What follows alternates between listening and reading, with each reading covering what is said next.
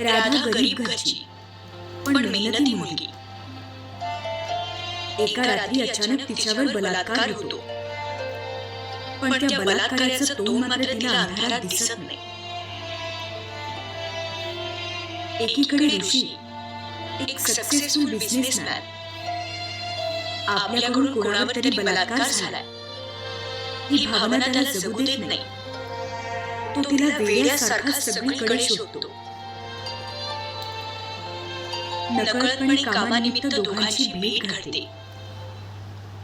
राधा आणि ऋषीची भेट ही विधात्यानेच ठरवलेली असते.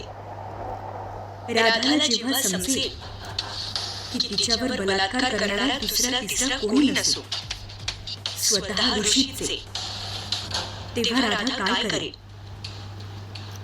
ऐका विधी लिखित. तू फक्त माझी आहेस. फक्त प्रतिलिपी FM वर. जाधव यांच्या